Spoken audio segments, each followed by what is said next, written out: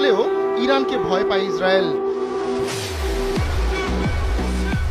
তাই শেষ দুইবার যখন ইরানের মাটি থেকে ইসরায়েলে সরাসরি হামলা চালানো হয়, তখন ভয়ে আত্মারাম খাঁচাছাড়া হয়ে গিয়েছিল ইসরায়েলের প্রধানমন্ত্রী বেনিয়ামিন নেতানিয়াহুর।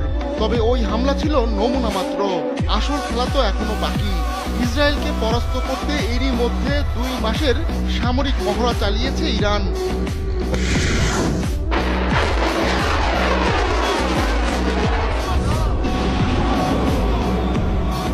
শুধু স্থল বা আকাশ পথেই নয়, জলপথেও ইসরায়েলকে চেকমেট দেওয়ার সব প্রস্তুতি ইরান নিয়ে রেখেছে।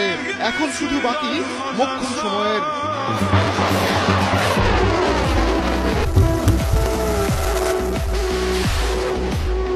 একসময় মধ্যপ্রাচ্য তথা পুরো বিশ্বের অন্যতম সুপার পাওয়ার ছিল ইরান। এখন আগের ধারভার নেই ঠিকই, কিন্তু সেই ইরান এখনো হুঙ্কার দিলে মার্কিন প্রেসিডেন্টরা ভয়ে থরথর করে কাঁপেন। আর ইসরায়েলের প্রধানমন্ত্রী নেতানিয়াহু বাংকারে আশ্রয় খোঁজেন। সেই ইরানকেই আবারও চটাতে চাইছেন মার্কিন প্রেসিডেন্ট ডোনাল্ড ট্রাম্প। তেহরানে সরাসরি হামলার সাহস নেই বলেই ইয়েমেনে দূর থেকে বোমা ছুটছেন। অবশ্য তাতেও ব্যর্থ যুক্তরাষ্ট্র। ইয়েমেনের ছোড়া মিসাইলে তাদের বিমানবাহী রণতরী ইউএসএস ট্রুম্যান কুপকাত হয়েছে।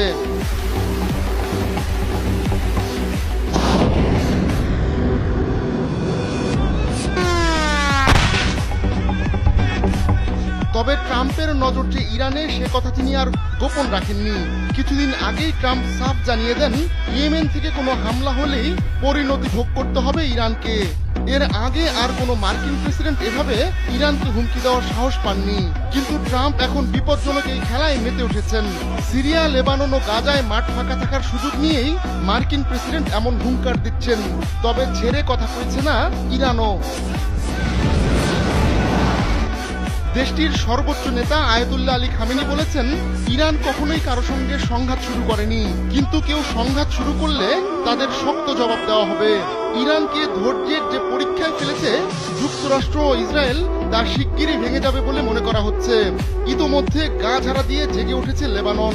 গাজার পাশাপাশি লেবাননেও ইসরায়েলি হামলার পর পাল্টা প্রতিরোধ গড়ে তুলেছে দেশটি। ইসরায়েলকে আবারও মরণ কামড় বসাচ্ছে প্রতিরোধ যোদ্ধারা। ক্ষমতায় ফিরে ইসরায়েলকে মার্কিন শক্তি ধার দিয়েছেন ট্রাম্প, কিন্তু মধ্যপ্রাচ্য তাতে আরো